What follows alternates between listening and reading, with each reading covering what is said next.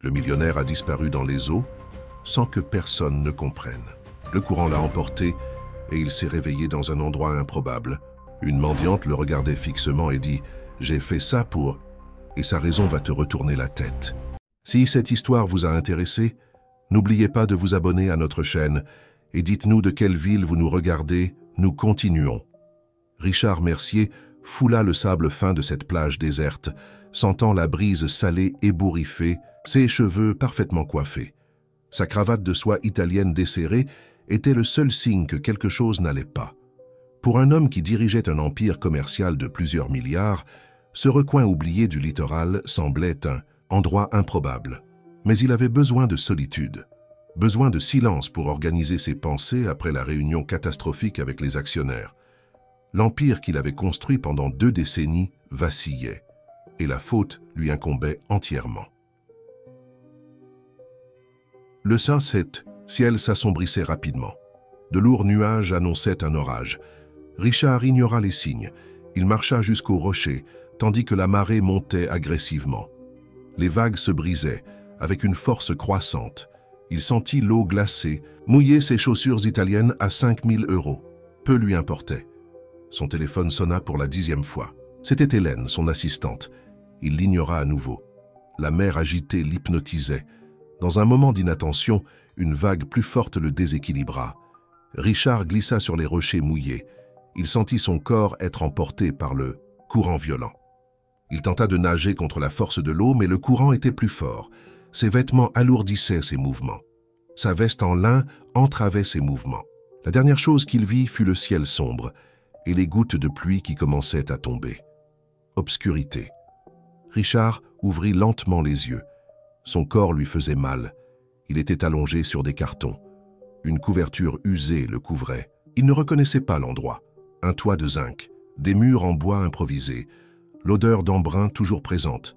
Il tenta de se lever, mais un vertige le fit reculer. « Reste tranquille, tu as failli y passer. » La voix féminine le surprit. Il regarda sur le côté et vit une femme assise sur un tabouret en bois, cheveux gris ébouriffés, vêtements usés et rapiécés, des yeux marrons profonds et intenses qui le fixaient sans ciller. « Où suis-je » demanda Richard. La voix rauque. « Dans ma maison » répondit-elle, lui tendant un verre d'eau. « Bois. » Il hésita, mais la soif était plus forte. Il accepta le verre et but avidement. « Qui êtes-vous » demanda-t-il en rendant le verre vide. « On m'appelle Madame Constance. Mais ça n'a pas d'importance maintenant. » Elle se leva, révélant qu'elle était plus grande qu'elle ne le paraissait assise. « Je t'ai vu sur les rochers. J'ai vu quand l'eau t'a emporté. J'ai réussi à te sortir avant qu'il ne soit trop tard. » Richard regarda ses vêtements. Ils étaient secs, mais ce n'étaient pas les siens. Il portait un pantalon de survêtement délavé et un t-shirt gris. Mes vêtements. Ils étaient trempés. Je les ai jetés. « Jetés ?» Richard s'emporta. « Ce costume a coûté plus de 10 000 15 000 Quelle importance? Ce n'était qu'un morceau de tissu mouillé. » Constance l'interrompit sans se troubler. « Ta montre est là. » Elle désigna une petite table de chevet improvisée faite de caisses. Richard tendit le bras et prit la montre. Une Patek Philippe en platine qui coûtait plus que ce que beaucoup de gens gagnaient en années de travail. Au moins ça, c'était sauvé. Mon téléphone, la mer l'a emporté. Je n'ai pas pu le sauver. Richard sentit la panique monter. Sans téléphone, sans contact, sans identité. Comment retournerait-il? À Paris? Comment expliquerait-il sa disparition soudaine après la réunion désastreuse? Je dois partir. Je dois retourner à Paris de toute urgence. Il tenta de se lever à nouveau, mais le vertige le fit retomber. « Tu n'iras nulle part aujourd'hui », affirma Constance avec une autorité surprenante. « Tu t'es cogné la tête contre les rochers. Tu dois te reposer. »« Madame, vous ne comprenez pas. Je suis Richard Mercier. J'ai une entreprise à gérer. Des gens dépendent de moi. Des milliers d'emplois sont en jeu. » Constance sourit. Un sourire énigmatique qui le déconcerta. « Je sais exactement qui tu es, Richard Mercier, et c'est pour ça que je t'ai sauvé. » L'homme d'affaires fronça les sourcils, confus. « Comment ça? Vous me connaissez? » « Plus que tu ne l'imagines. » Elle marcha jusqu'à la fenêtre improvisée et regarda la mer, maintenant calme sous le ciel nocturne étoilé. « Je t'observe depuis longtemps, Richard. le grand entrepreneur, le visionnaire, l'homme qu'on dit avoir le toucher de Midas. Le ton ironique ne passa pas inaperçu. De quoi parlez-vous? Comment une... Il hésita, cherchant un mot moins offensant. Comment pourriez-vous me connaître? Une mendiante? C'est ça que tu allais dire? Elle se retourna, les yeux brillant d'une façon qui l'intimida. Les apparences sont parfois trompeuses, Richard. J'ai fait ça pour te sauver, pas de la mer, mais de toi-même. Richard sentit un frisson parcourir son échine. Il y avait quelque chose chez cette femme, quelque chose qu'il n'arrivait pas à déchiffrer. Une intelligence dans le regard, une posture qui ne correspondait pas aux vêtements, usés. Demain, poursuivit-elle, tu auras un choix à faire. Tu peux prendre cette montre hors de prix, la vendre, acheter de nouveaux vêtements et retourner à ta vie d'avant. Ou tu peux rester et découvrir pourquoi le destin t'a amené jusqu'à moi. C'est absurde. Le destin n'existe pas. Il n'y a que des choix et des conséquences. Richard tenta de paraître confiant, mais sa voix trembla. Alors considère ceci comme une conséquence de tes choix, Richard Mercier. Constance s'éloigna de la fenêtre et prit une vieille couverture pliée dans un coin. Dors, nous parlerons davantage demain. Elle s'allongea sur une natte au sol, de l'autre côté de la petite pièce, laissant Richard seul avec ses pensées. Couché. Sur ce matelas improvisé, sous un toit inconnu, l'entrepreneur contempla l'abîme qui s'était ouvert dans sa vie. En moins de 24 heures, il était passé du luxe de son appartement sur l'avenue Montaigne à une cabane au bord de la mer, sauvé par une étrangère qui semblait en savoir trop sur lui. Le sommeil finit par l'emporter, bercé par le bruit des vagues et les questions sans réponse qui martelaient son esprit. Le soleil était déjà haut quand Richard se réveilla. Son corps lui faisait encore mal, mais le vertige avait disparu. Il se leva lentement, observant mieux l'endroit où il se trouvait. Une simple pièce unique, mais étonnamment propre et organisée, des étagères improvisées contenaient des livres. De vrais livres? Pas de vieux magazines ou journaux comme il se serait attendu à trouver dans la maison de quelqu'un vivant en marge de la société. Constance n'était pas là.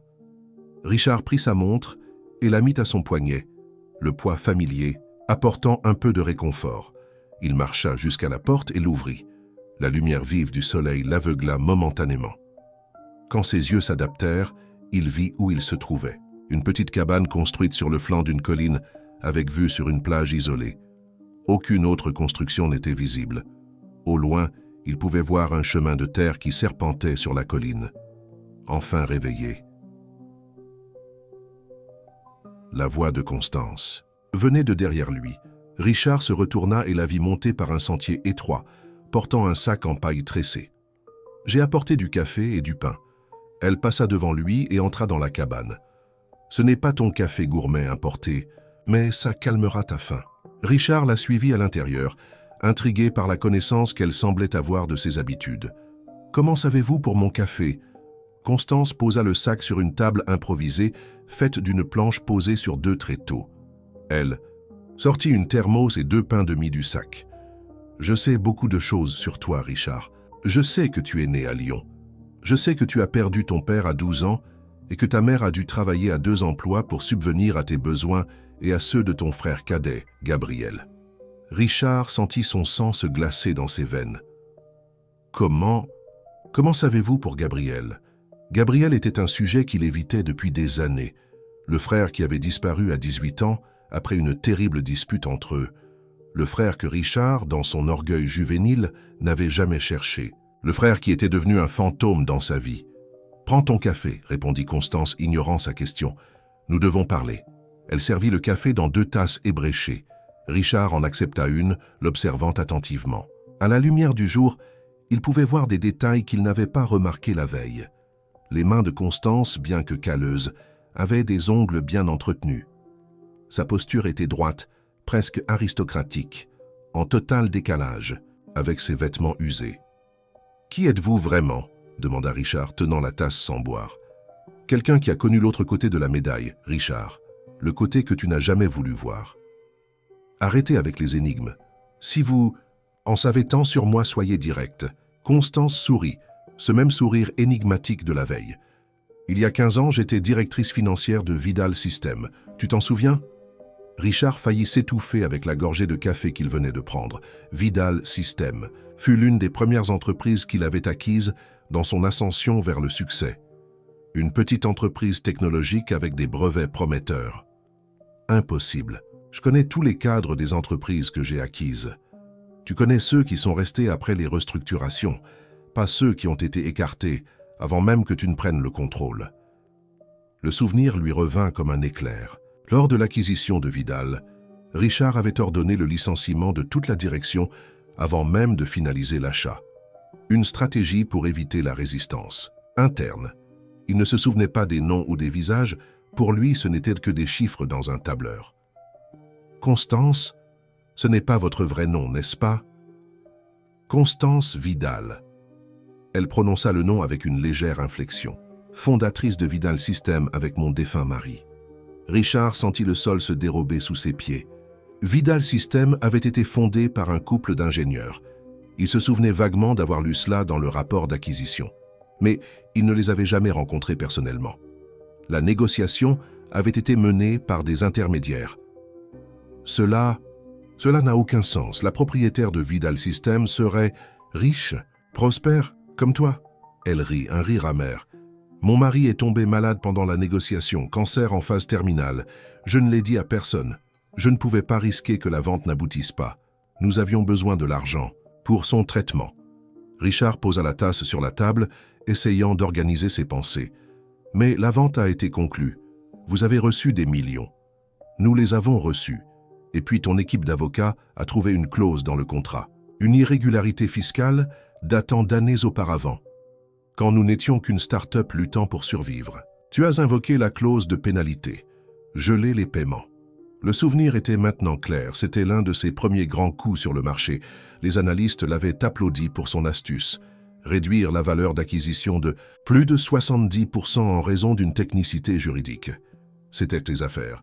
Rien de personnel. Les mots sonnaient creux, même à ses propres oreilles. Les affaires.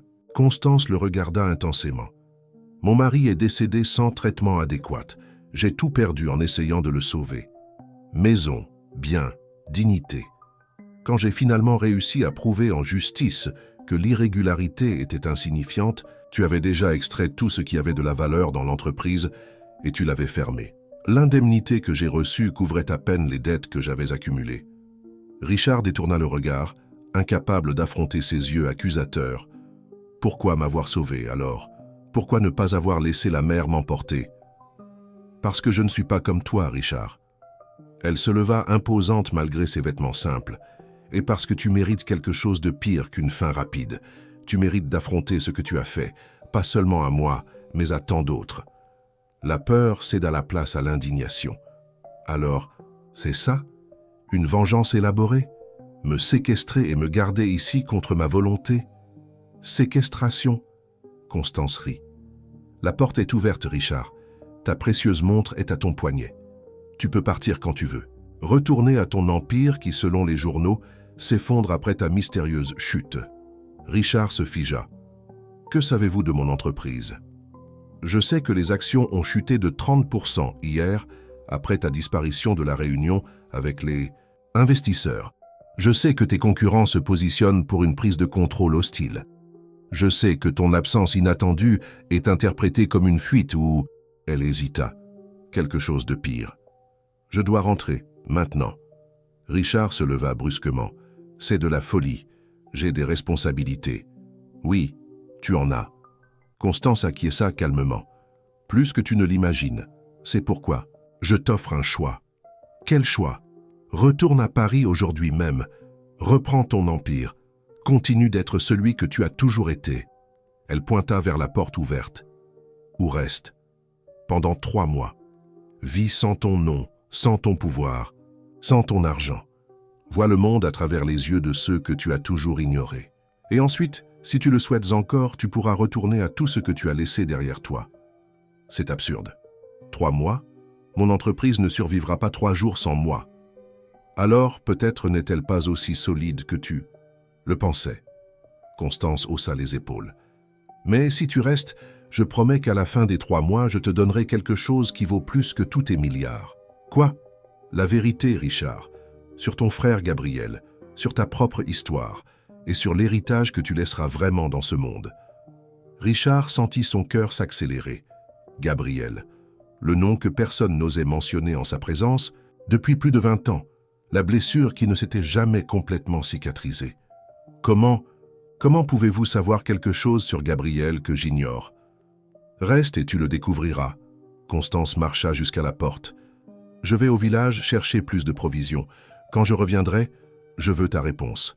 Si tu décides de partir, je ne t'en empêcherai pas. Mais sache que ce sera ta seule chance de connaître la vérité. Elle sortit, laissant Richard seul avec le tourbillon d'émotions et de pensées qui le consumait. La mention de Gabriel rouvrit de vieilles blessures.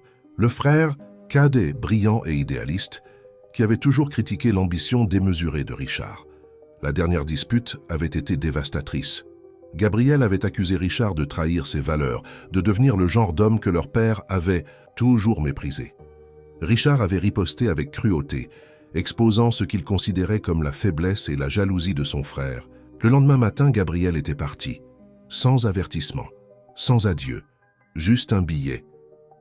Quand tu réaliseras ce que tu as perdu, il sera peut-être trop tard. Richard passa la main dans ses cheveux, désespéré. Son entreprise, son empire, sa vie s'effondrait à des kilomètres de là. Il devait rentrer. C'était le seul choix logique. Et pourtant, la promesse de découvrir où se trouvait Gabriel après tant d'années, de comprendre enfin ce qui était arrivé à son frère. C'était un appât trop puissant pour l'ignorer. Il marcha jusqu'à la petite fenêtre de la cabane. La mer bleue s'étendait jusqu'à l'horizon, indifférente aux dilemmes humains, si différente de la mer turbulente qui avait failli l'engloutir. « 3 mois, murmura-t-il pour lui-même. 3 mois contre 20 ans de doute. La décision pesait dans sa poitrine comme une pierre. Constance revint au coucher du soleil, portant un sac plus grand. Elle trouva Richard assis sur la petite véranda, improvisée de la cabane, regardant l'horizon. La montre de luxe toujours à son poignet. « Il semble que tu aies décidé de rester », commenta-t-elle, déposant le sac à côté de lui. « Je n'ai encore rien décidé. » Richard ne détourna pas son regard de l'océan. « Mais je veux mieux comprendre. Les termes de cet accord absurde. Il n'y a pas de termes compliqués. » Constance s'assit sur un tabouret à côté. « Tu vivras comme Richard Lambert, un homme ordinaire qui a tout perdu et qui recommence, sans contact avec ta vie antérieure, sans utiliser ton argent ou ton influence. Tu travailleras pour subvenir à tes besoins, comme n'importe quelle personne. Normal. Et je suis censé apprendre de grandes leçons de vie dans ce processus ?» Le sarcasme était évident dans sa voix. « Je n'offre pas de leçons, Richard. J'offre la vérité. Ce que tu en feras ensuite sera ton choix. » Richard se tourna enfin pour la regarder. « Comment puis-je te faire confiance? Tu viens d'admettre que tu as des raisons de me haïr. » J'en avais. Constance prit un livre usé qui était sur le sac et l'ouvrit distraitement. « J'ai passé des années consumées par la haine, planifiant des représailles, rêvant de ta ruine, jusqu'à ce que je réalise que cela me détruisait plus que toi. Le jour où je me suis libéré de cette haine, j'ai vraiment recommencé à vivre. » Elle tendit le livre à Richard. C'était un exemplaire ancien du Petit Prince. « Si je voulais me venger, je t'aurais laissé disparaître dans cette mer, où j'aurais filmé ton sauvetage et exposé ta fragilité au monde entier. J'aurais détruit ta réputation d'un simple clic. » Richard regarda le livre sans comprendre. « Pourquoi me montres-tu ça? Ouvre à la page marquée. » Il obéit, trouvant un passage souligné. « Tu deviens responsable pour toujours de ce que tu as apprivoisé. » « Ton frère Gabriel m'a donné ce livre, » dit doucement Constance. Richard sentit son sang se glacer. « Tu as connu Gabriel? » ?»« Pas seulement connu. Nous avons travaillé ensemble pendant des années. » L'homme d'affaires serra le livre avec force, comme s'il pouvait en extraire la présence de son frère. « Où est-il? Va-t-il bien? Cela fait partie de ce que tu découvriras pendant ces 3 mois, si tu acceptes ma proposition, Constance. » Reprit délicatement le livre de ses mains tendues. « Gabriel m'a appris que le véritable changement ne vient pas de la vengeance ou de la punition, mais de la compréhension. » Richard respira profondément, essayant de contrôler ses émotions. La possibilité de retrouver son frère, ou du moins de découvrir où il se trouvait, était plus puissante que tout attachement à sa vie antérieure. Très pratique, n'est-ce pas? M'offrir des informations sur Gabriel seulement si j'accepte ton jeu psychologique. Ce n'est pas un jeu, Richard. C'est une opportunité. Et quant à Gabriel, c'est la seule façon pour toi de vraiment comprendre ce qui s'est passé. Si je te le disais simplement, tu ne me croirais pas. Ou pire, tu croirais, mais ne comprendrais pas la signification. Le silence tomba entre eux. Le bruit des vagues se brisant sur la plage était la seule bande sonore du tourbillon de pensée de Richard. « Si j'accepte, dit-il finalement, comment cela fonctionnera-t-il concrètement? Je n'ai pas de documents, de vêtements, rien. » Constance sourit un vrai sourire pour la première fois. « Je m'occuperai du nécessaire. J'ai plus de ressources que je n'en ai l'air. Et quand les 3 mois seront terminés, comment saurai-je que tu tiendras ta part du marché? De la même façon que je saurai si tu as tenu la tienne, la confiance. » Elle se leva et tendit la main. « Alors, avons-nous un accord, Richard Lambert ?» Il regarda la main tendue, une main calleuse mais avec la dignité de quelqu'un qui a affronté des tempêtes et est resté debout. Lentement, Richard se leva également. « 3 mois, dit-il, serrant sa main. « Pas un jour de plus. »« Parfait. » Constance désigna le sac. « J'ai apporté des vêtements pour toi. Nous commencerons demain. »« Commencer quoi ?»« Ta nouvelle vie. » Le soleil se levait à peine quand Constance frappa à la porte de la petite chambre qu'elle avait cédée à Richard. Il avait mal dormi, tourmenté par des rêves confus où il voyait Gabriel au loin, mais n'arrivait jamais à l'atteindre. « Lève-toi » appela-t-elle. « Nous avons une longue journée devant nous. » Richard se leva avec difficulté. Le matelas, mince posé sur des lattes de bois, était loin du confort de son lit king size avec matelas orthopédique importé. « Quelle heure est-il » demanda-t-il, se frottant les yeux. « L'heure de travailler. Habille-toi. » Sur une chaise simple, il trouva de nouveaux vêtements. Jean basique, t-shirt blanc, basket simple. Rien qui ne rappelait même vaguement sa garde-robe de marque. Quand il sortit de la chambre, il trouva Constance préparant un café simple. Elle portait aussi des vêtements différents. Jeans, chemise bleue à boutons, cheveux attachés en un chignon discret. Elle ressemblait moins à une sans-abri et plus à une enseignante retraitée. « Mange vite », indiqua-t-elle, servant café et pain avec du beurre. « Le bus passe dans 20 minutes. »« Bus? Où allons-nous ?»« En ville. Tu as besoin d'un emploi, Richard Lambert. » Il avala le café à la hâte, se brûlant la langue au passage. « Quel genre d'emploi vais-je trouver? Sans papier, sans CV, sans... rien? Le genre d'emploi que des millions de Français trouvent tous les jours. Informel, mal payé, épuisant. » Constance lui tendit un petit sac à dos. « Il y a une bouteille d'eau, un carnet et un stylo. Le minimum pour ton premier jour. » Premier jour en tant que quoi? Aide-maçon sur le projet d'extension de l'auberge Soleil Levant. Le propriétaire est une connaissance. Il m'a dit qu'il avait besoin d'une paire de bras supplémentaires. Maçon. Richard faillit s'étouffer avec le pain. Je n'ai jamais fait ça de ma vie. C'est exactement pour ça que tu commenceras comme aide. Apporter des sacs de ciment, du sable, des briques. Un travail physique qui ne demande pas d'expérience, juste de la force et de la volonté. Richard sentit une vague de panique. En fait, sentit ça 50 ans de vie s'il n'avait jamais fait de travail manuel. Ses seuls cals venaient de tenir des clubs de golf, pas des outils de construction. C'est ridicule. Je ne survivrai pas une journée. Nous verrons. Constance consulta la montre, simple à son poignet. Allons-y, le bus n'attend pas. À contre-cœur, Richard la suivit le long du sentier qui menait à la route principale. Le petit village qu'il avait aperçu auparavant était plus grand qu'il ne l'imaginait. Une communauté côtière modeste, avec des maisons simples, de petits commerces et une place centrale. L'arrêt de bus n'était qu'un poteau avec un panneau décoloré. D'autres travailleurs attendèrent déjà, discutant entre eux. Certains portèrent des gamelles, d'autres seulement des bouteilles d'eau comme lui. « Tu es nouveau par ici », commenta un homme d'âge moyen, la peau tannée par le soleil. « Je suis Jean-Claude. » Richard hésita avant de tendre la main. « Richard Lambert. Tu vas aussi sur le chantier de l'auberge » demanda Jean-Claude. « Oui, comme aide. »« Ah, tu vas travailler avec Antoine alors. Il est exigeant mais juste. Si tu fais bien ton travail, il t'apprendra vraiment le métier. » Richard acquiesça, mal à l'aise avec cette conversation décontractée. Dans sa vie antérieure, il parlait rarement avec des inconnus qui n'étaient pas des cadres, des investisseurs ou des employés de haut niveau. Le bus arriva, vieux et bruyant. Richard observa Constance payer les billets avec quelques billets froissés. À l'intérieur, tous les sièges étaient occupés. Ils restèrent debout, s'accrochant aux poignées en cuir usé. « Quand nous arriverons, chuchota Constance, tu seras simplement Richard Lambert. Je suis Constance, une vieille amie qui t'aide à recommencer après une série de revers. Pas de détails qui pourraient éveiller les soupçons. Et si quelqu'un me reconnaît, mon visage est apparu dans des magazines et des journaux. Dans cette partie du littoral, loin des grands centres, je doute que quelqu'un lise Le Figaro ou Les Échos. Et même si quelqu'un a vu ton visage quelque part, personne ne s'attendrait à trouver le milliardaire Richard Mercier portant des sacs de ciment. » Elle avait raison, réalisa-t-il. Le contexte changeait tout. Comment s'attendrait-on à ce que quelqu'un reconnaisse un pianiste célèbre travaillant comme caissier de supermarché?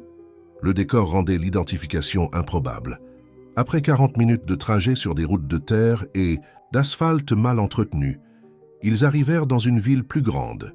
Pas assez grande pour être considérée comme urbaine, mais avec suffisamment d'activité pour avoir un petit centre commercial, quelques magasins de matériaux de construction et des services de base. L'auberge Soleil Levant se trouvait à l'entrée de la ville, avec vue sur la mer. C'était une construction charmante, avec 2 étages et un style rustique. À l'arrière, une nouvelle aile était en construction avec des structures en béton déjà visibles et des piles de matériaux de construction éparpillés sur le terrain. « Bonjour Antoine !» Constance salua un homme noir, fort, d'environ 60 ans qui organisait quelques travailleurs sur place. « Madame Constance, bonjour. » Il s'approcha, s'essuyant les mains sur un chiffon. « C'est l'ami dont vous m'avez parlé ?»« Oui, Richard Lambert. Il a besoin de recommencer et a la volonté d'apprendre. » Antoine tendit sa main calleuse que Richard serra en essayant de montrer de la fermeté. « Tu as déjà travaillé sur un chantier, Richard ?»« Non, monsieur. »« Au moins tu es honnête. » Antoine sourit. « Aujourd'hui, tu vas aider à décharger le camion de ciment qui arrive. Ensuite, tu assisteras les maçons en leur apportant du matériel. Fais attention à ce qu'ils font, car un jour ce pourrait être toi à leur place. » Richard acquiesça, se sentant complètement déplacé. Constance prit congé. « Je reviens te chercher à 5 heures. Passe une bonne première journée, Richard. » Et ainsi, seul parmi des étrangers, commença son premier jour en tant qu'autre homme. Le camion de ciment arriva peu après. Richard observa les autres travailleurs et tenta de les imiter, se positionnant pour recevoir les sacs de 50 kilos. Quand le premier sac fut placé dans ses bras, il faillit tomber sous le poids. Son dos protesta immédiatement, des muscles non habitués à un véritable effort physique hurlant de douleur. Mais l'orgueil l'empêcha de montrer sa faiblesse. Titubant légèrement, il porta le sac jusqu'à l'endroit où les autres empilaient. « Assure-toi de bien planter tes jambes. Et garde le dos droit, » conseilla Jean-Claude qui travaillait à ses côtés. « Sinon, demain, tu ne pourras même pas sortir du lit. » Richard tenta de suivre le conseil au 2e sac, puis au 3e, puis au 4e. Au 10e, ses bras tremblaient visiblement. Au 20e, il pensait s'évanouir. Et il en restait encore des dizaines dans le camion. « Pause pour boire », annonça Antoine après une heure de travail continu. Richard s'effondra à côté d'un pilier, en sueur, haletant, des ampoules se formant déjà sur ses mains non habituées au travail physique. Jean-Claude lui offrit une gorgée de sa propre eau, car celle de Richard était déjà épuisée. « Le premier jour est toujours le pire », consola son collègue. « Le corps s'habitue. » Richard en doutait. Il était certain qu'il ne survivrait pas jusqu'à la fin de la journée, encore moins 3 mois à ce rythme. Mais quand la pause se termina, il se leva quand même, déterminé à ne pas abandonner au premier défi. Les heures suivantes passèrent dans un flou de douleur, de sueur et de fatigue. Richard porta des briques, des seaux de mortier, des outils lourds. Il entendit des instructions qu'il comprenait à peine, des termes techniques qu'il n'avait jamais entendus. Il essayait d'absorber, d'apprendre, de s'adapter. Mais son corps et son esprit protestaient à chaque minute. Quand Constance apparut enfin à 5 heures, Richard était assis sur un bloc de béton, trop épuisé pour même lever la tête. « Comment s'est passée ta première journée ?» demanda-t-elle, lui tendant une bouteille d'eau fraîche. « Un enfer », répondit-il sincèrement, buvant l'eau à grandes gorgées. Je ne sais pas comment ces gens font ça tous les jours. Ces gens, elle souligna avec ironie, n'ont pas le choix. Pour eux, l'option d'abandonner et de retourner à un penthouse sur l'avenue Montaigne n'existe pas. Antoine s'approcha, s'essuyant les mains couvertes de ciment sur un chiffon. « Votre ami a travaillé dur, Madame Constance. Il n'est pas fort, mais il est persévérant. Il ne s'est pas plaint une seule fois. » Richard ressentit une pointe de fierté inattendue à ce simple compliment. « Il revient demain ?» demanda Antoine. Constance regarda Richard, une question silencieuse dans ses yeux. C'était sa chance d'abandonner, de dire que c'était de la folie, qu'il n'était pas fait pour ce genre de vie. « Je reviens, » répondit Richard, se surprenant lui-même, « si vous voulez bien de moi. » « À 7 heures précises, » confirma Antoine d'un signe de tête, avant de s'éloigner pour vérifier le travail de la journée. Dans le bus du retour, Richard était si épuisé qu'il pouvait à peine garder les yeux ouverts. Tout son corps lui faisait mal. Ses mains, autrefois douces et bien entretenues, étaient maintenant rugueuses, avec des ampoules éclatées et des cales qui commençaient à se former. « Pourquoi fais-tu cela ?» demanda-t-il à Constance qui observait le paysage par la fenêtre du bus. « Quel est ton véritable objectif ?» Elle resta silencieuse quelques instants avant de répondre. « Quand mon mari est tombé malade, j'ai essayé tous les traitements possibles. J'ai dépensé chaque centime que nous avions. J'ai vendu notre maison, nos biens, j'ai hypothéqué l'avenir. Et pourtant, ce n'était pas suffisant. » Sa voix était calme, sans auto-apitoiement. Après son départ, je me suis retrouvé à la rue, littéralement. Une ex-cadre sans toit, sans famille, sans espoir. Ce sont les travailleurs ordinaires, les personnes invisibles pour les puissants qui m'ont tendu la main, qui ont partagé le peu qu'ils avaient, qui m'ont enseigné la vraie valeur de ce qu'est être humain. Richard écoutait attentivement malgré la fatigue.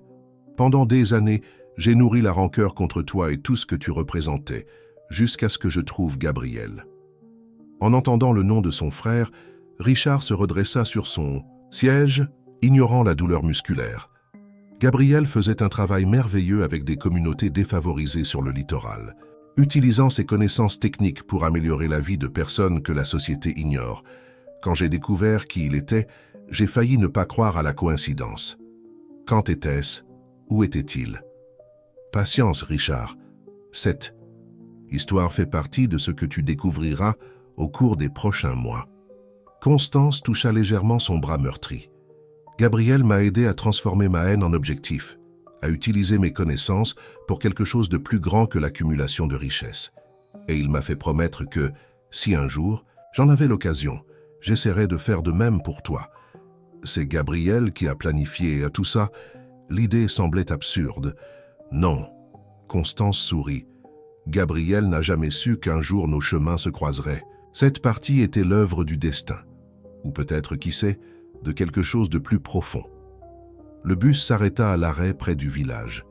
Ils descendirent et commencèrent à marcher le long du sentier qui menait à la cabane. « Demain sera une autre journée difficile », avertit Constance. « Et puis une autre, et encore une autre. Ton corps va protester. Ton esprit va te supplier d'abandonner.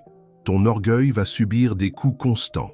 La question est, à quel point veux-tu vraiment découvrir la vérité sur ton frère, sur toi-même ?» Richard regarda l'horizon où le soleil commençait à se coucher, peignant le ciel en orange et rouge. « Plus que tu ne l'imagines, » répondit-il finalement. Cette nuit-là, il s'effondra sur le lit improvisé sans même dîner, le corps. Vaincu par l'effort de la journée, sa dernière pensée avant de s'endormir fut l'image du visage de Gabriel, son sourire d'enfant, ses yeux qui semblaient toujours voir au-delà des apparences. « Je te retrouverai, mon frère », murmura-t-il, avant que le sommeil ne l'emporte. Les jours se transformèrent en semaines. Chaque matin, Richard se réveillait avec le corps douloureux, mais de moins en moins. Les muscles qu'il n'avait jamais vraiment utilisés commençaient à répondre. Ses mains, autrefois douces et bien entretenues, étaient maintenant calleuses et fortes. Son visage, autrefois protégé dans des environnements climatisés, prenait un teint bronzé au soleil constant. Sur le chantier de l'auberge, Richard progressait lentement. De simple porteur de matériaux, il passa à aider plus directement les maçons, apprenant à préparer le mortier au bon point, à positionner les briques, à comprendre les bases de la construction. « Tu as du talent, Lambert », commenta Antoine. Après 3 semaines, utilisant le faux nom qui semblait maintenant presque naturel pour Richard. « Tu apprends vite. » Ces simples compliments, qui dans sa vie antérieure auraient été insignifiants, remplissaient maintenant Richard d'une fierté différente. Ce n'était pas la fierté de conclure des affaires de millions ou de voir sa photo dans des magazines d'affaires. C'était quelque chose de plus fondamental, plus humain, la satisfaction de construire quelque chose de ses propres mains. Ses interactions avec ses collègues évoluaient également. Au début, il restait distant, mal à l'aise avec le langage simple, les blagues rudimentaires, les histoires de vie si différentes de la sienne. Peu à peu, cependant, il commença à s'ouvrir, à vraiment écouter, à comprendre que derrière ces histoires simples se cachait une sagesse et une dignité qu'il n'avait jamais reconnues. « Mon fils aîné est entré à l'université », raconta Jean-Claude un jour, pendant le déjeuner, les yeux brillants de fierté. « Le premier de la famille, génie civil à la fac. J'ai travaillé 2 boulots pendant 10 ans pour lui payer des cours particuliers. »« Félicitations », répondit Richard sincèrement. « Ça a dû être très difficile. Chaque seconde en valait la peine. Il est déjà en 3e année, en stage. Le mois dernier, il est venu me voir ici, il voulait voir son père travailler. Tu sais ce qu'il a dit? Que quand il aura son diplôme, il m'engagera comme consultant. Moi qui ai à peine terminé le collège. » Jean-Claude rit, essuyant discrètement une larme. Ce gamin ira loin. Richard ressentit quelque chose d'étrange dans la poitrine, un mélange d'admiration et de honte. Dans toute sa carrière, il n'avait jamais valorisé des histoires comme celle-là. Pour lui, des personnes comme Jean-Claude n'étaient que des chiffres dans une feuille de calcul de coûts, facilement remplaçables, jetables si nécessaire. Le soir, dans la petite cabane au bord de la mer, Constance et Richard avaient développé une routine. Ils dînaient ensemble, une nourriture simple mais savoureuse qu'elle préparait. Ensuite, ils discutaient. Pas du passé ou de Gabriel. Ce sujet, Constance le gardait pour le moment opportun. Ils parlèrent de la journée, des personnes que Richard rencontrait, des petites découvertes qu'il faisait dans cette nouvelle vie.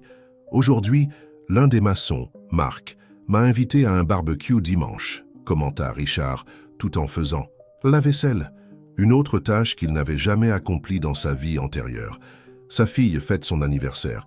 Il a dit que toute l'équipe y serait. « Et tu vas y aller ?»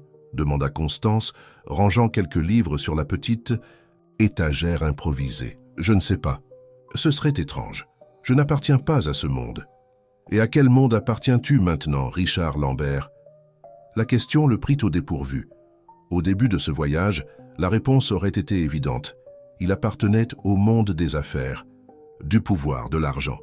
Mais maintenant, après presque un mois à vivre une vie complètement différente, la certitude commençait à vaciller. « Je ne sais pas, » admit-il finalement. « Je ne sais plus qui je suis. » Constance sourit comme si cette réponse était exactement ce qu'elle espérait entendre. C'est un bon début. Cette nuit-là, Richard rêva à nouveau de Gabriel. Mais cette fois, ce n'était pas l'adolescent qui était parti des décennies auparavant. C'était un homme mûr, travaillant dans une communauté simple, enseignant à des enfants. Dans le rêve, Gabriel se retournait et le voyait, souriait. Un sourire sans ressentiment, sans accusation, juste une reconnaissance. Richard se réveilla, les larmes aux yeux. Le dimanche, il décida d'aller au barbecue. Dans la petite maison de Marc, il rencontra des familles entières qui vivaient avec moins que ce qu'ils dépensaient pour un seul repas dans des restaurants étoilés. Il vit des enfants heureux avec des cadeaux simples. Il observa la communauté s'unir pour célébrer, partageant le peu qu'ils avaient avec une générosité authentique. Une dame âgée, la grand-mère de Marc, s'assit à côté de lui, tandis qu'il observait les enfants jouer dans la petite cour. « Vous avez un regard triste, jeune homme », commenta-t-elle, lui offrant un morceau de gâteau, comme quelqu'un qui a perdu quelque chose d'important. Richard accepta le gâteau avec un sourire poli. « Je crois que j'ai perdu, en effet. »« La famille ?» Il hésita avant de répondre. « Un frère, il y a longtemps. » La dame hocha la tête, compréhensive. « Vous savez, mon fils a aussi disparu. Pendant 15 ans, une grave dispute avec son père. Tous deux trop têtus pour s'aider. » Elle regarda au-delà de la cour, comme si elle voyait le passé. Un jour, il est revenu. Déjà un homme fait avec des enfants. Celui-là même qui fait le barbecue. « Marc ?» Oui, le père était déjà parti, mais au moins j'ai pu serrer mon fils dans mes bras à nouveau. Elle toucha doucement le bras de Richard. Quand le cœur est prêt, les chemins s'ouvrent. Peut-être que votre frère attend simplement ce moment. Ces paroles simples, d'une inconnue qui ne savait rien de son histoire réelle, touchèrent Richard profondément. Serait-il possible que Gabriel attende aussi un moment de réconciliation, qu'après toutes ces années, il y ait encore une chance pour une nouvelle relation entre eux? Le soleil commençait à se coucher quand Richard décida de retourner à la cabane. Il prit congé de tous, les remerciant pour leur hospitalité, surpris par la sincérité de ses propres sentiments. Ces personnes, qui un mois auparavant auraient été invisibles pour lui, avaient maintenant des noms, des histoires, de la dignité. Sur le chemin du retour, il s'arrêta sur une petite colline avec vue sur la mer. Le ciel peint en nuances d'orange et de rouge se reflétait dans l'eau calme. Sa vie antérieure semblait de plus en plus lointaine, comme un film qu'il avait regardé, pas une réalité qu'il avait vécue. « Que fais-je ici » murmura-t-il pour lui-même. « Que suis-je vraiment en train de chercher ?» La réponse semblait glisser entre ses doigts chaque fois qu'il pensait en être proche. Gabriel, la rédemption, un nouveau sens à son existence. En arrivant à la cabane, il trouva Constance sur la véranda, lisant à la lumière d'une lanterne. Elle leva les yeux de son livre et observa son expression pensive.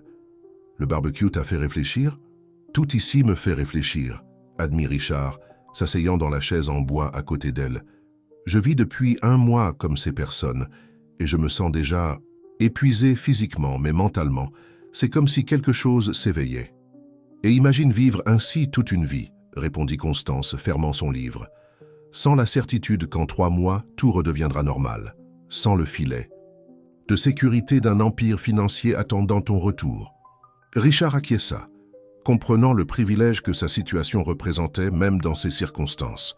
« Quand me parleras-tu de Gabriel ?» demanda-t-il finalement. « 1 mois s'est déjà écoulé. Quand le moment sera venu ?» Constance se leva. « Pour l'instant, j'ai quelque chose de différent pour toi. Demain, tu n'iras pas au chantier. » « Pourquoi ?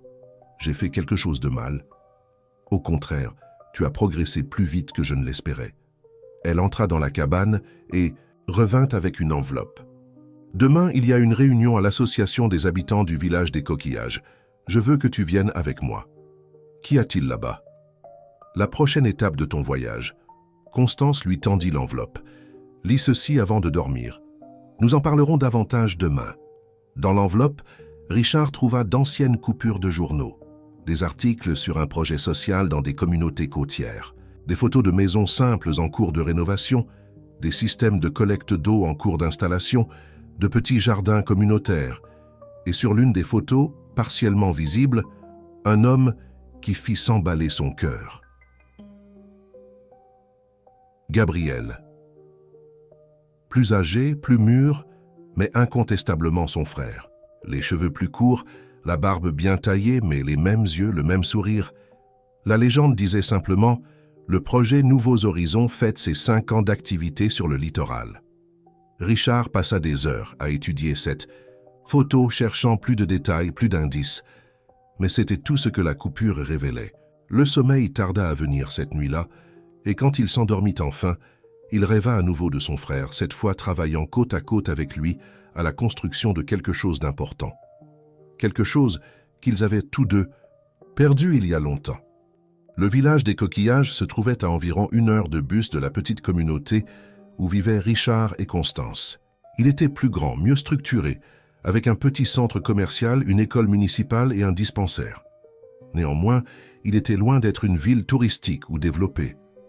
Ils arrivèrent tôt au siège de l'association des habitants, un simple hangar peint en bleu clair, avec des affiches annonçant des événements communautaires, des campagnes de vaccination et des réunions parents-enseignants. « Que faisons-nous exactement ici ?» demanda Richard, tandis que Constance le guidait à l'intérieur. « Tu vas connaître l'héritage de ton frère. » La phrase le prit au dépourvu. « Héritage ». Le mot portait un poids qu'il n'arrivait pas à déchiffrer complètement. À l'intérieur du hangar, plusieurs personnes arrangèrent des chaises en cercle. Certaines portèrent des dossiers, d'autres accrochèrent des cartes et des diagrammes au mur. Un homme plus âgé, aux cheveux gris et aux lunettes à monture épaisse, s'approcha dès qu'il les vit. « Constance, quel plaisir de te voir !» Il l'embrassa chaleureusement avant de se tourner vers Richard. « Et ce doit être l'ami dont tu m'as parlé. »« Richard Lambert » se présenta-t-il, tendant la main.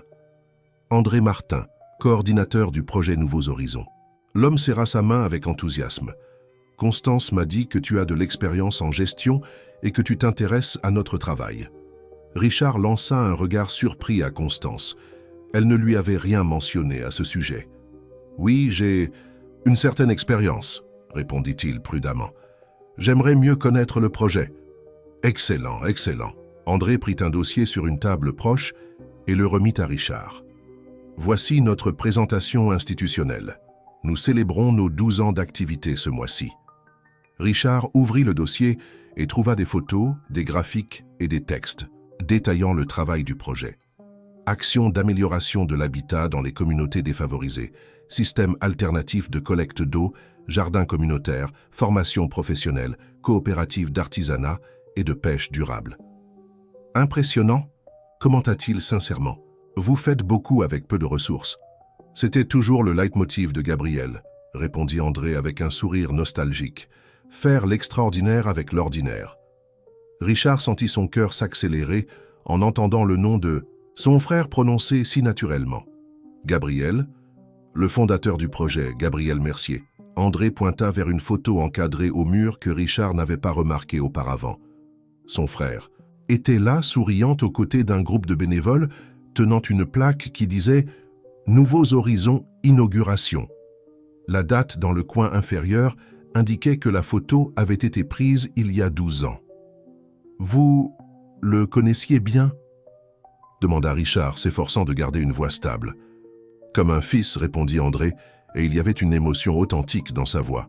Il est arrivé ici il y a plus de 20 ans, un jeune homme brillant qui avait abandonné une vie privilégiée à Paris. Il disait qu'il voulait vraiment faire la différence, pas seulement en parler. 20 ans, juste après la dispute qui les avait séparés. Pendant que Richard bâtissait son empire commercial, Gabriel édifiait un autre type d'héritage. Et où est-il maintenant? La question qui le consumait s'échappa enfin de ses lèvres. Une ombre passa sur le visage d'André.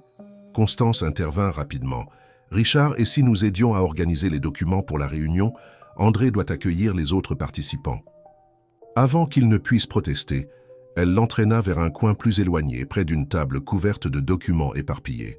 « Que se passe-t-il » chuchota Richard, frustré. « Pourquoi m'as-tu amené ici si je ne peux pas poser de questions ?»« Sur Gabriel. Parce que tu dois comprendre son travail avant de comprendre son destin, » répondit Constance à voix basse. « Observe, écoute, apprends. Les réponses viendront au moment opportun. » La réunion commença peu après. Des représentants de 5 communautés différentes discutaient des projets en cours, des défis, des besoins prioritaires. Richard observait, impressionné par l'organisation, les connaissances techniques et surtout le respect mutuel qui imprégnait toutes les interactions.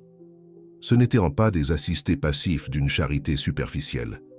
C'étaient les protagonistes de leur propre transformation, utilisant connaissances et ressources partagées pour améliorer leur communauté de façon durable. Pendant une pause, une jeune femme s'approcha. Elle avait environ 30 ans, des cheveux bouclés attachés en chignon et des yeux intelligents qui étudiaient Richard avec curiosité. « Tu dois être Richard. Je suis Julie Prado, coordinatrice du secteur de formation professionnelle. »« Enchantée, Julie. » Richard serra sa main, remarquant les cals similaires à ceux qui marquaient maintenant ses propres paumes. « Constance m'a dit que tu as de l'expérience en gestion d'entreprise. Nous avons besoin de quelqu'un qui puisse aider notre coopérative d'artisanat à améliorer son modèle économique. Intéressé ?» Richard hésita. C'était la première fois depuis le début de ce voyage que quelqu'un suggérait qu'il utilise ses compétences réelles, pas seulement sa force physique. « Je peux essayer. Parfait, viens avec moi. » Julie l'emmena dans une salle plus petite, où 3 femmes et 2 hommes l'attendaient. Des représentants de la coopérative, expliqua-t-elle. Ils produisaient de l'artisanat avec des matériaux recyclés et des ressources naturelles de la région, mais rencontrèrent des difficultés pour fixer correctement les prix, gérer les stocks et accéder à des marchés plus larges. Quelle est ton expérience dans le domaine ?» demanda l'une des femmes, Madame Marlène, l'observant avec méfiance. Richard hésita. Il ne pouvait pas révéler sa véritable identité, mais devait offrir quelque chose de crédible. « J'ai travaillé dans l'administration d'entreprises de taille moyenne à Paris », répondit-il, choisissant ses mots avec soin. « Je connais les principes de base de la gestion financière, du marketing et du développement de produits. » Ce n'était pas un mensonge, juste une simplification extrême de son expérience en tant que PDG d'un conglomérat milliardaire. Pendant 2 heures, Richard écouta les défis de la coopérative.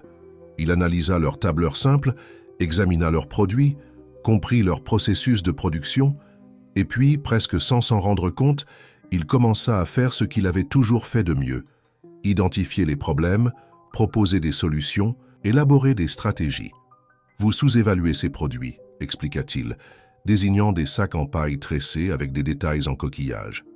Le marché de l'artisanat durable valorise l'histoire derrière le produit autant que le produit lui-même. Vous devez mieux communiquer l'impact social et environnemental de ce que vous faites. Les regards méfiants commencèrent à briller d'intérêt. Les questions se multiplièrent. Richard se retrouva à dessiner un plan d'affaires simplifié sur un tableau blanc, expliquant des concepts d'évolutivité, de valeur ajoutée et de positionnement de marque en termes accessibles. Quand la réunion se termina, Madame Marlène, qui l'avait observé avec tant de méfiance au début, serra sa main avec enthousiasme. « Ça fait longtemps que nous n'avions pas eu de nouvelles idées comme ça. Tu reviendras, n'est-ce pas ?» Richard regarda les visages pleins d'espoir autour. « Dean, lui ressentit quelque chose d'étrange dans la poitrine. Une satisfaction différente de tout ce qu'il avait éprouvé dans sa carrière. Ce n'était pas le plaisir de conclure une affaire de plusieurs millions ou de surpasser un concurrent. C'était la sensation pure et simple d'être véritablement utile. Si vous le souhaitez, oui, je reviendrai. Sur le chemin du retour, Richard resta silencieux, traitant l'expérience. Constance respecta son moment de réflexion jusqu'à ce qu'ils arrivent à la cabane. « Qu'as-tu pensé du projet ?» demanda-t-elle finalement, tout en préparant un thé. « Impressionnant », admit Richard. « C'est petit en échelle, mais l'impact est bien plus grand que je ne l'imaginais. Ces personnes transforment réellement leur communauté. C'était l'objectif de Gabrielle, ne pas créer de dépendance mais de l'autonomie, ne pas offrir la charité mais des outils. » Richard accepta la tasse de thé qu'elle lui offrait. « Pourquoi ne m'as-tu pas dit que Gabrielle avait fondé le projet ?»« Parce que tu devais le voir par toi-même, comprendre avec tes propres yeux, pas à travers mes mots. Et maintenant, que se passe-t-il maintenant ?» La question contenait tous les doutes qui le consumaient. Constance s'assit face à lui, les yeux fixés sur les siens. « Maintenant, tu as un choix, Richard. Tu peux continuer simplement comme observateur, accomplissant les 3 mois de notre accord pour obtenir les réponses que tu cherches sur ton frère. Ou... » Elle fit une pause significative. « Tu peux réellement t'impliquer, utiliser tes compétences, tes connaissances, ton expérience pour contribuer à son héritage. »« Je veux aider, » répondit-il sans hésitation, se surprenant lui-même. « Mais je veux toujours savoir où est Gabriel. Pourquoi il ne dirige plus le projet qu'il a fondé ?» Constance acquiesça lentement. « En temps voulu, Richard. D'abord, tu dois vraiment comprendre ce qu'il a construit, et peut-être dans le processus, reconstruire quelque chose en toi-même. » Cette nuit-là, allongé sur son lit simple, Richard revit mentalement la journée, les histoires qu'il avait entendues sur son frère, le respect presque révérentiel avec lequel les gens parlèrent de lui, l'impact tangible de son travail. Il ressentit un mélange de fierté et de honte. Fierté pour ce que Gabrielle avait accompli. Honte de n'avoir jamais valorisé cette forme de succès. Dans son empire commercial, Richard mesurait le succès en chiffres, profit, acquisition, valeur marchande. Dans le monde que Gabrielle avait construit, le succès avait des visages, des noms, des histoires de transformation réelles. « Qui a vraiment laissé un héritage, mon frère ?» murmura-t-il au plafond sombre. « Toi ou moi ?» La réponse ne semblait plus aussi évidente qu'elle l'aurait été quelques semaines auparavant. 2 mois s'étaient écoulés depuis que Richard avait été sauvé des eaux par Constance. Son corps s'était transformé, plus fort, plus résistant, bronzé par le soleil constant. Ses mains, autrefois douces, arboraient maintenant des cales de vrai travail. Mais la plus grande transformation se produisait intérieurement. 3 fois par semaine, il continuait à travailler sur le chantier de l'auberge avec Antoine et les autres. Il avait progressé de simple aide à apprenti maçon, maîtrisant des techniques de construction de base qu'il n'aurait jamais imaginé apprendre. Les autres jours, il se consacrait au projet Nouveaux Horizons, en particulier à la coopérative d'artisanat. Ce samedi matin, Richard attendait avec impatience sur la petite place du village des Coquillages. C'était le jour de la première foire organisée sous sa direction. Des stands colorés s'alignaient de façon ordonnée, présentant des produits artisanaux avec un nouvel emballage, des étiquettes professionnelles et des prix adaptés à la valeur réelle du travail. Julie s'approcha portant un bloc-notes. « Tout est prêt, Richard. Les touristes arrivent déjà des hôtels et auberges de la région. Les artisanes sont prêtes pour l'approche que nous avons pratiquée. Oui, nous suivons exactement le scénario que tu as suggéré. Histoire du produit, impact social, durabilité, tout sans avoir l'air d'un discours préparé. » Richard acquiesça, satisfait. Ces dernières semaines, il avait appliqué ses connaissances en marketing et vente pour valoriser le travail de la coopérative. Ce n'étaient pas des tactiques manipulatrices, comme il en avait souvent employé dans sa vie d'entreprise, mais des stratégies transparentes pour communiquer la valeur réelle de ce travail. La foire fut un succès absolu. À la fin de la journée, presque tout le stock avait été vendu. Le chiffre d'affaires avait dépassé de 3 fois le meilleur résultat antérieur de la coopérative. Plus important encore, de nouveaux contacts avaient été établis avec des détaillants de Paris et de Marseille, intéressés à revendre les produits. Madame Marlène, les larmes aux yeux, serra Richard dans ses bras. En 30 ans d'artisanat, je n'ai jamais rien vu de tel. Nous recevons enfin la juste valeur de notre travail. Ces paroles simples émurent Richard plus profondément que n'importe quel compliment qu'il avait reçu dans sa carrière d'entreprise. Il se sentait vraiment utile, faisant partie de quelque chose de significatif. André, le coordinateur du projet, s'approcha alors que la foire était en train d'être démontée. « Impressionnant, Richard. En quelques semaines, tu as révolutionné notre secteur de commercialisation. » Gabriel serait fier. La mention de son frère, comme toujours, fit accélérer le cœur de Richard. « Quand saurais-je ce qui lui est arrivé, André ? Tous parlent de lui avec tant d'affection, mais changent toujours de sujet quand je demande où il est. » Le vieux coordinateur étudia Richard pendant un long moment, comme s'il évaluait quelque chose d'important. Constance a dit qu'il viendrait un moment propice pour cette conversation. Je crois que nous nous en approchons. André consulta sa montre. « Viens chez moi demain soir. J'ai quelque chose à te montrer. » Sur le chemin du retour vers la cabane, Richard se sentait partagé entre la satisfaction du succès de la foire et l'anxiété pour la conversation promise au sujet de Gabriel. Constance perçut son état d'esprit. « Quelque chose te préoccupe ?» demanda-t-elle tandis qu'il marchait sur le sentier menant à la plage. « André m'a invité chez lui demain.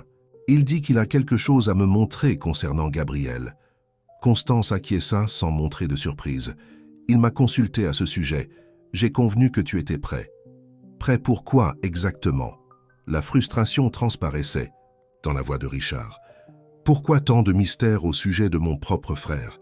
Parce que certaines vérités nécessitent une préparation pour être reçues, Richard. Il ne s'agit pas seulement d'entendre, mais de comprendre. Et pour vraiment comprendre, tu devais d'abord vivre ce que tu as vécu ces 2 mois. » Richard s'arrêta de marcher, la regardant. « Il est mort, n'est-ce pas ? C'est ce que personne ne veut me dire. » L'expression de Constance resta sereine, impossible à lire. « Va demain chez André. Toutes tes questions trouveront réponse. » La nuit fut longue pour Richard. Le sommeil tarda à venir et quand il s'endormit enfin, il rêva à nouveau de Gabriel. Cette fois, ils étaient tous 2 jeunes, avant la dispute qui les avait séparés. Ils discutaient au bord d'un lac, comme ils le faisaient à l'adolescence. Gabriel disait quelque chose d'important, d'urgent, mais Richard n'arrivait pas à entendre ses paroles. C'était comme si une barrière invisible bloquait le son. Il se réveilla frustré, avec la sensation d'avoir perdu quelque chose de crucial. Le soir suivant, Richard se dirigea vers la maison d'André au village des Coquillages. C'était une construction simple mais confortable, entourée d'un petit jardin bien entretenu. André l'accueillit sur la véranda, lui offrant une chaise à bascule et un verre de limonade. « Constance m'a raconté ta véritable histoire », dit le vieux coordinateur sans préambule. Richard Mercier, le magnate disparu, le frère de Gabrielle. Richard sentit comme si l'air avait été aspiré de ses poumons. Elle n'aurait pas dû faire cela. Au contraire, c'était nécessaire pour ce que je vais te montrer maintenant. André se leva et entra dans la maison, revenant quelques minutes plus tard avec une boîte en bois sculpté.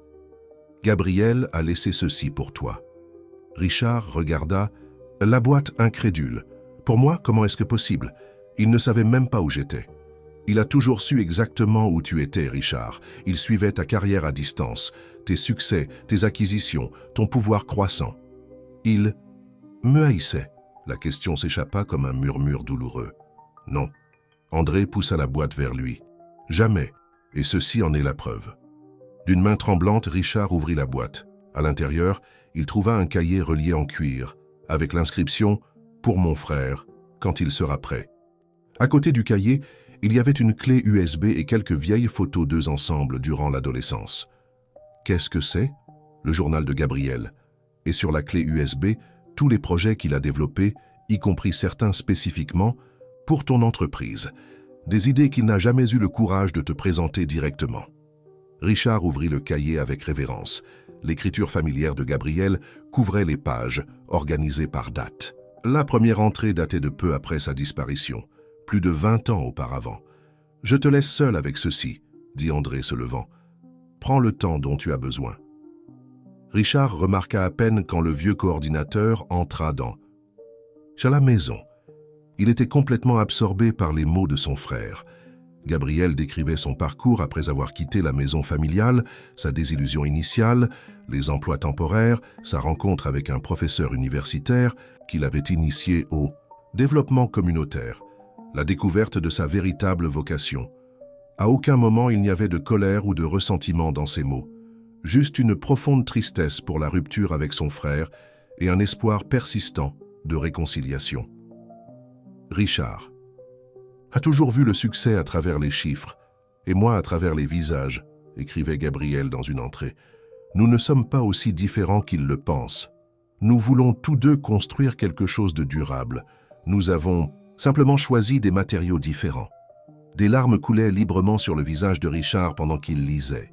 Entrée après entrée, année après année, Gabrielle avait documenté ses réalisations, ses défis, et fréquemment des réflexions sur son frère distant.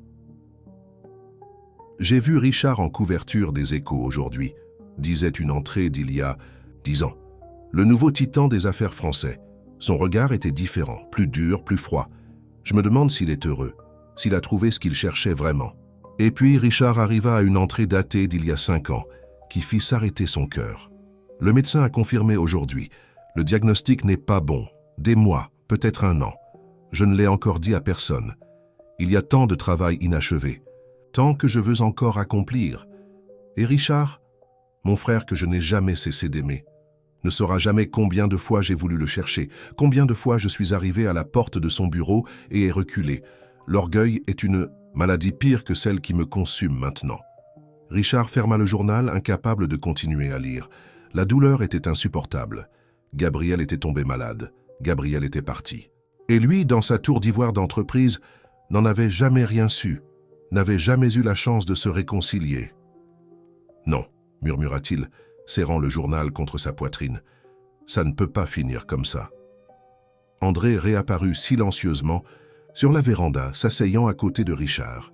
« Il s'est battu courageusement, » dit le vieil homme, sa voix douce. « Il a continué à travailler autant qu'il le pouvait. Il n'a jamais perdu l'espoir qu'un jour tu trouverais ton chemin jusqu'ici. »« Comment ?» demanda Richard, la voix brisée par les pleurs. Comment pouvait-il savoir? Il ne savait pas. Il espérait. Il avait confiance. Gabrielle a toujours eu une foi inébranlable en les personnes, même celles qui le décevaient. Surtout en toi. Richard respira profondément, essayant de contrôler ses émotions. Et Constance? Comment s'intègre-t-elle dans tout cela? Elle et Gabrielle ont travaillé ensemble pendant des années. Quand il est tombé malade, c'est elle qui a assumé beaucoup de ses responsabilités. Et c'est à elle qu'il a confié la mission la plus importante. Me trouver, si c'était possible, si le destin le permettait. André sourit tristement.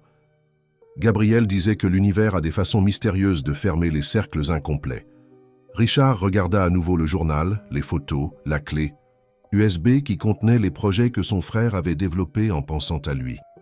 Je n'arrive pas à croire qu'il soit trop tard, que je ne le reverrai jamais. André se leva lentement. Termine la lecture du journal, Richard, jusqu'à la fin. Nous parlerons davantage ensuite. Laissé à nouveau seul, Richard reprit sa lecture, chaque mot de Gabriel étant un mélange de douleur et de réconfort. Les dernières entrées documentaient son traitement, la progression de la maladie, ses réflexions sur la vie et le départ imminent. Et puis, la dernière page, datée d'il y a seulement 2 ans. Le traitement expérimental fonctionne. Les semaines 66 médecins sont prudemment optimistes. 4 mois sans progression de la maladie. J'ai peut-être plus de temps que je ne pensais. Du temps pour renforcer le projet. Du temps pour, qui sait, trouver le courage pour ce que je n'ai jamais fait. Constance insiste que je devrais chercher Richard, que la vie est trop courte pour des orgueils stupides. Peut-être a-t-elle raison. Peut-être est-il temps de fermer ce cercle. Richard tourna la page, s'attendant à trouver plus, mais c'était la dernière entrée. Frénétiquement, il fouilla le reste du cahier, cherchant tout indice supplémentaire. À la fin, une enveloppe était collée à la couverture arrière. D'une main tremblante, il l'ouvrit. À l'intérieur, une simple carte avec une seule phrase écrite à la main. « Quand tu seras prêt, demande à Constance au sujet de l'île. » Richard se leva d'un bond, le cœur battant dans sa poitrine. L'île? Quelle île? Gabriel était-il vivant? Était-ce possible? André réapparut, comme s'il avait deviné que Richard avait terminé sa lecture. « Tu as trouvé l'enveloppe. Qu'est-ce que ça signifie ?» demanda Constance au sujet de l'île. Gabriel et... Richard pouvait à peine formuler la question, craignant autant l'espoir que la déception. « C'est quelque chose que seule Constance peut répondre. » André sourit énigmatiquement. « Ton voyage est presque terminé, Richard, mais il reste encore un chapitre final. » Richard se souvenait à peine comment il était retourné à la cabane ce soir-là. Le chemin qu'il parcourait normalement avec attention et soin passa dans un flou, tandis que son esprit traitait tout ce qu'il avait découvert. Gabriel était tombé gravement malade. Il avait suivi un traitement expérimental. Il y avait une possibilité. Constance l'attendait sur la véranda, comme si elle savait exactement quand il arriverait. Sans un mot, Richard lui montra la carte trouvée dans le journal. « L'île », dit-il simplement. « Qu'est-ce que cela signifie ?» Constance regarda la mer sombre, éclairée seulement par le reflet de la pleine lune. « Cela signifie qu'il est temps de conclure ton voyage, Richard. » Elle se tourna, le regardant avec une intensité qui semblait pénétrer son âme. « Demain à l'aube, nous partirons, et toutes tes questions trouveront enfin réponse. » Cette nuit-là, Richard ne put dormir. Il resta sur la véranda, contemplant l'océan, rempli de possibilités à la fois merveilleuses et terrifiantes. La même mer qui avait failli l'emporter il y a 2 mois semblait maintenant promettre des réponses qui pourraient tout changer. Le jour se leva avec une sérénité parfaite. La mer était calme, presque sans vagues, comme un miroir reflétant le ciel clair. Richard était déjà éveillé quand Constance sortit de sa chambre, vêtue de vêtements simples mais nettement meilleurs que ceux qu'elle portait habituellement. « Es-tu prêt ?» demanda-t-elle, servant du café pour tous deux. « Pour retrouver mon frère, s'il est vivant, oui, plus que je ne l'ai été de toute ma vie. » Constance acquiesça, satisfaite de la réponse. « Alors allons-y. » Ils marchèrent jusqu'à un petit débarcadère naturel, où un homme les attendait dans un bateau de pêche modeste, mais bien entretenu. « Bonjour Jacques, salua Constance. Voici Richard, nous allons à l'île. » Le pêcheur, un homme d'âge, ce moyen à la peau tannée par le soleil, acquiesça sans poser de questions. Il les aida à embarquer et bientôt ils naviguaient sur la mer tranquille. « Quelle est cette île ?» demanda Richard, observant la côte s'éloigner. « Un sanctuaire, » répondit Constance. « Un lieu de guérison et de nouveau départ. Gabriel l'a trouvé il y a 5 ans, quand il cherchait des endroits pour étendre le projet. C'était une propriété privée abandonnée, une ancienne station de recherche marine. Il l'a achetée avec les économies de toute sa vie. Pourquoi faire? Initialement pour créer un centre d'études environnementales. Puis, quand il est tombé malade, elle est devenue son refuge pendant le traitement. » Richard fixait l'horizon, cherchant tout signe de terre. Est-il toujours là? Vivant? Constance ne répondit pas immédiatement. Quand elle parla enfin, sa voix était douce. L'île est devenue plus qu'un refuge, Richard. Elle est devenue un symbole. De la seconde chance que Gabriel a reçue, de l'opportunité de compléter l'œuvre de sa vie. Et quelle était cette œuvre? Construire des ponts entre les communautés et les ressources, entre le savoir et le besoin, et peut-être la plus importante de toutes, entre deux frères qui ont perdu le chemin de retour l'un vers l'autre. Après presque 1 heure de navigation, l'île apparut enfin à l'horizon. Elle n'était pas grande, peut-être 1 km², mais sa beauté était impressionnante. Une végétation luxuriante couvrait la majeure partie de la zone, descendant jusqu'à une petite plage de sable clair où une jetée en bois s'étendait vers la mer. En s'approchant, Richard vit une construction principale au centre de l'île, une maison à 2 étages de style rustique mais élégant et quelques bâtiments plus petits dispersés parmi les arbres. Jacques amarra le bateau avec la précision de quelqu'un qui connaissait bien cet endroit. Constance débarqua la première, suivie par Richard dont le cœur battait si fort qu'il semblait vouloir s'échapper de sa poitrine. « Est-il ici ?» demanda-t-il à nouveau, incapable de contenir son anxiété. « Patience, Richard. Juste quelques minutes de plus. » Ils montèrent par un sentier bien entretenu qui menait de la jetée à la maison principale.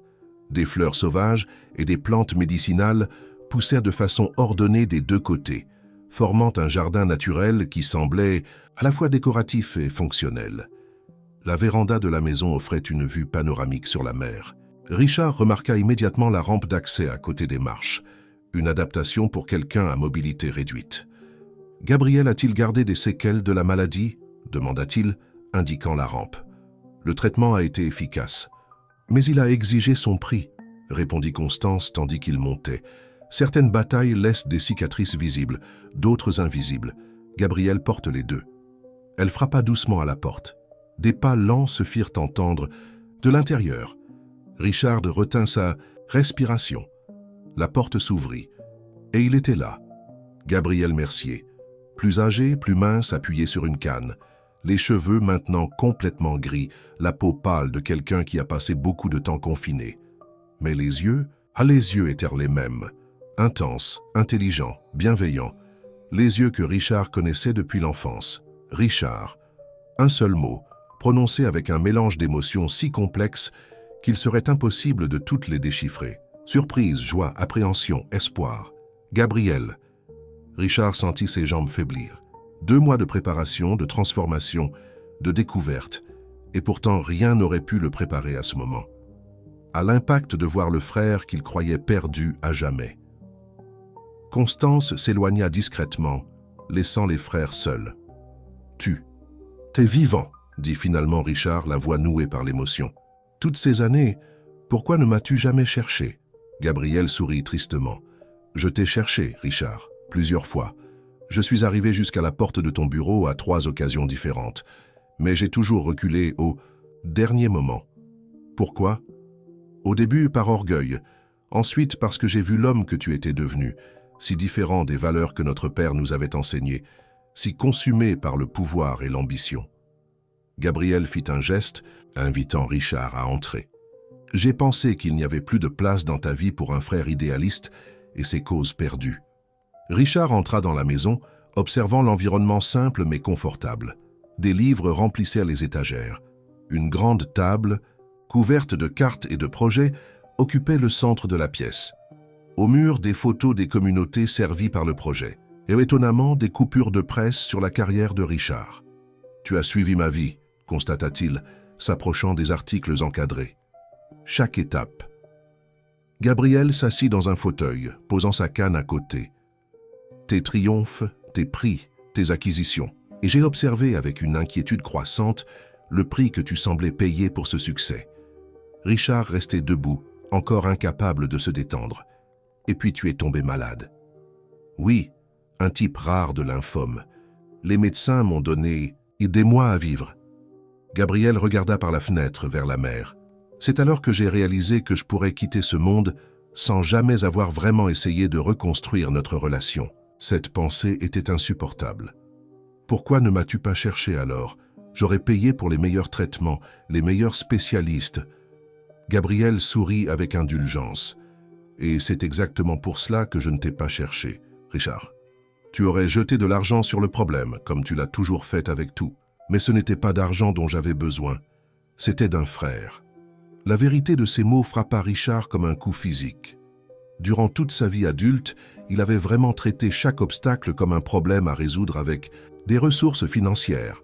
Les personnes, les relations, les conflits, tout avait un prix, une solution monétaire. Constance m'a dit que tu as suivi un traitement expérimental. Oui, en Suisse, une immunothérapie avancée qui était encore en phase d'essai. Cela a fonctionné mieux que les médecins ne l'espéraient.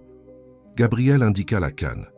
Pas sans effet secondaire, mais je suis vivant, en rémission depuis presque 2 ans.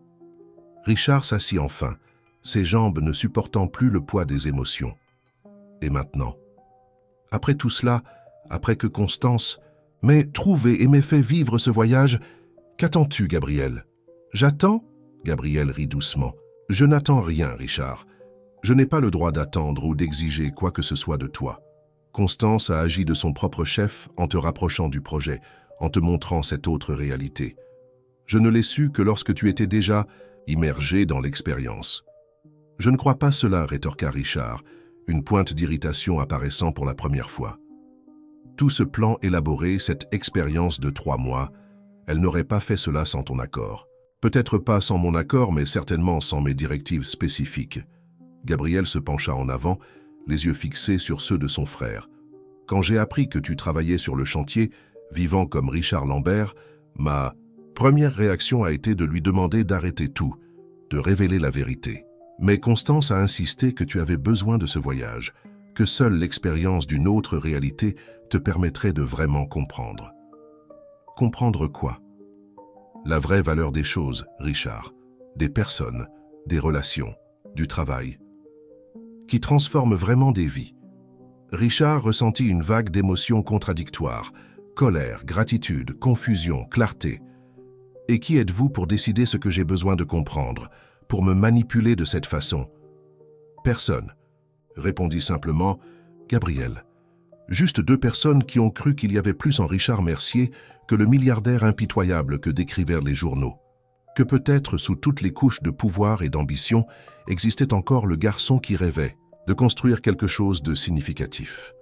Le silence tomba entre lourds de souvenirs et d'attentes. Dehors, la mer restait calme, indifférente aux drames humains qui se déroulaient. « Et maintenant » demanda finalement Richard. « Que se passe-t-il maintenant » Gabriel sourit, le même sourire chaleureux dont Richard se souvenait de l'enfance. « Maintenant, c'est toi qui décides, mon frère. Tu peux retourner à ta vie antérieure, reprendre ton empire, être celui que tu as toujours été. Ou tu peux choisir un chemin différent. Il n'a pas besoin d'être identique au mien. Juste, plus en accord avec qui tu es vraiment. » Et qui? Suis-je vraiment, Gabriel? Parce qu'après ces 2 mois, je n'en suis plus sûr. C'est la beauté du voyage, Richard. L'opportunité de redécouvrir, de choisir à nouveau. Richard se leva et marcha jusqu'à la fenêtre. De là où il se tenait, il pouvait voir toute l'étendue de la petite île, la mer au-delà, et à l'horizon lointain, le continent, sa vie antérieure. « Quand j'ai cru que tu étais mort, dit-il sans se retourner, j'ai ressenti une douleur que je n'avais jamais éprouvée auparavant. Pas même quand nous avons perdu nos parents. C'était comme si une partie de moi avait été arrachée, une partie dont j'ignorais même l'existence. Et puis, en découvrant que tu pouvais être vivant, c'était comme si tout le reste, l'empire, le pouvoir, l'argent, paraissait soudainement insignifiant. » Gabriel resta silencieux, permettant à son frère de poursuivre sa réflexion. « Durant ces 2 mois, continua Richard, j'ai appris davantage sur la vraie valeur que pendant des décennies à gérer des milliards. J'ai vu des personnes avec presque rien de matériel créer des vies plus significatives que des cadres avec des jets privés. J'ai vu des communautés se transformer non pas avec de grands investissements, mais avec des connaissances partagées et un respect mutuel. » Il se retourna pour faire face à son frère. « Et le plus important, j'ai vu ton héritage, Gabriel, l'impact durable que tu as créé, les vies que tu as transformées. Et je me suis demandé, quel sera mon héritage? Gratter quelques points de PIB? Avoir mon nom sur un immeuble d'entreprise? Qui se souviendra de Richard Mercier dans une génération, dans 2? » Gabriel se leva avec effort, s'appuyant sur sa canne. Il s'approcha de son frère et, pour la première fois depuis leur retrouvaille, toucha son bras. « Il n'est pas trop tard pour créer un héritage différent, Richard. Jamais. Richard sentit des larmes dans ses yeux. Combien de temps s'était écoulé depuis la dernière fois qu'il avait pleuré? Comment commençons-nous, mon frère? Comment reconstruisons-nous quelque chose qui a été brisé depuis si longtemps? Gabriel sourit, ses propres yeux humides. De la même façon que nous reconstruisons tout dans la vie. Un jour à la fois, une brique sur l'autre, avec patience, travail et par-dessus tout, amour. Et alors, finalement, ils firent ce qu'ils auraient dû faire des décennies auparavant. Ils s'embrassèrent. Une étreinte maladroite au début, chargée d'années d'absence, de mots non dits, de chemins divergents, mais aussi une étreinte de recommencement, de possibilités, de ponts sans reconstruction. Quand ils se séparèrent, Richard sentit comme si un poids énorme avait été retiré de ses épaules, comme s'il pouvait vraiment respirer pour la première fois depuis des années. « J'ai tant à te raconter, » dit Gabriel, « tant de projets à partager, des idées qui pourraient vraiment faire la différence si elles avaient les ressources adéquates. » Et « J'ai tant à apprendre, » répondit Richard, « tant à réapprendre. » La porte de la véranda s'ouvrit doucement. Constance entra, observant les frères avec un sourire serein. « Je vois que les ponts commencent à être reconstruits, » commenta-t-elle. Richard se tourna pour la regarder, cette femme qu'il avait sauvée non seulement de la mer, mais de lui-même. « Tu n'as jamais été une mendiante, n'est-ce pas? Même quand tu as tout perdu. »« J'ai perdu tout ce qui était matériel, oui, » répondit-elle, « mais jamais ma dignité, mon but. J'ai traversé des moments très difficiles. J'ai vécu dans la rue pendant un temps, mais j'ai toujours refusé d'être défini par ce que j'avais ou n'avais pas. Pourquoi t'es-tu présenté ainsi à moi alors? Pourquoi cette mascarade? Parce que j'avais besoin que tu me voies vraiment, Richard. Non pas comme une femme d'affaires en échec cherchant vengeance, mais comme un être humain que tu ignorerais normalement, quelqu'un d'invisible pour le monde que tu habitais. » Richard acquiesça, comprenant enfin. Et cela a fonctionné. Pour la première fois de ma vie, j'ai vraiment vu des personnes qui avaient toujours été devant moi, mais que j'avais choisi de ne pas voir. Gabriel posa sa main sur l'épaule de son frère. « Et maintenant que tu vois, Richard, que comptes-tu faire ?» La question flottait dans l'air, chargée de possibilités. Le tout passé ne pouvait être changé, mais l'avenir était entièrement ouvert. Un nouveau chemin s'ouvrait devant Richard Mercier. Pas le chemin d'abnégation totale que Gabriel avait choisi, ni celui d'ambition effrénée qu'il avait parcouru jusque-là, mais quelque chose de nouveau, quelque chose qui combinait le meilleur des deux mondes. « Je compte construire quelque chose qui importe vraiment, » répondit-il finalement. « Quelque chose qui fait une différence dans la vie des gens. Pas seulement des chiffres dans un bilan, mais de véritables transformations. » Gabriel sourit et Constance acquiesça avec approbation. « Et je compte commencer par reconstruire ce qui est le plus important. » Richard tendit la main à son frère. « Notre famille. » Sur la véranda de cette maison sur la petite île, avec la mer calme comme témoin, 3 personnes que la vie avait séparées puis réunies de façons improbables contemplaient un nouveau départ. Un recommencement basé non sur le pouvoir ou la vengeance, mais sur la compréhension, le pardon et un objectif partagé. Le soleil commençait à se coucher, peignant le ciel de nuances d'orange et de pourpre. Un nouveau jour les attendait.